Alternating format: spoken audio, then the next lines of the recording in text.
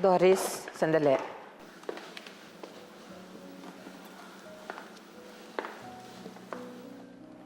Mauna na po ako, Doña Amparo.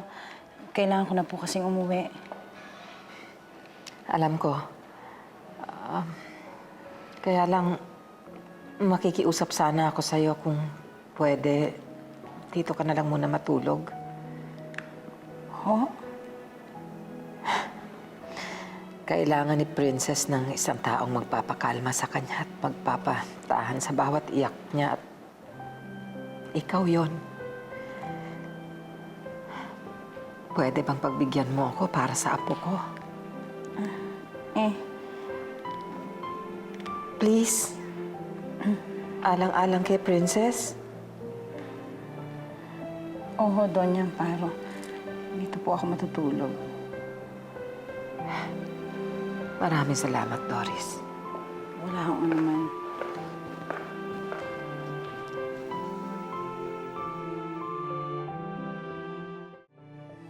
Ma'am, si Doña Conchita po.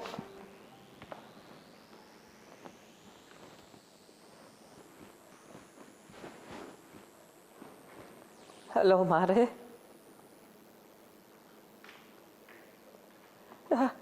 I'm okay. Thanks for the concern.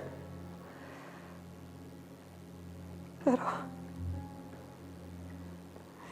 hindi ko pa talaga matanggap ang nangyari sa anak ko.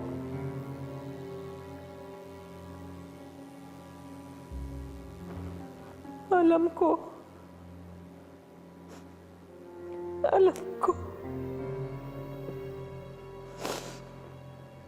I have faith and naniniwala ako na may dahilan ang lahat. Pero napakaaga pa para mangyari sa anak ko ang ganito.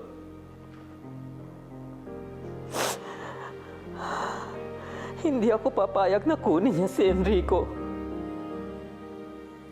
Tama na yung kinuha niya ang kapatid ni Enrico. Tama na yun.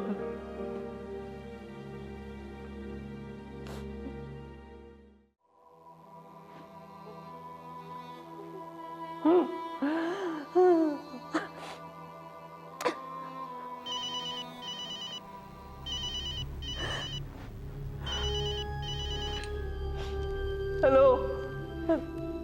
Hello, yes. Yes. Yes, this is Mrs. Saavedra, yes. Huh? Oh. May survivors? Dalawa? Babae at lalaki? Kasama ng anak ko ang asawa niya. Baka sila yan.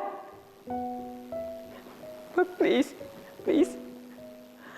can you confirm it and call me right back? Thank you. Thank God. Oh, God.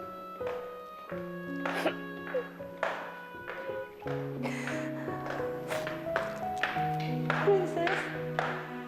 Halika. May maganda akong balita sa'yo. Talaga po, Lola? Buhay ang daddy at mami mo. Talaga po? Yes. Buhay sila. Buhay sila.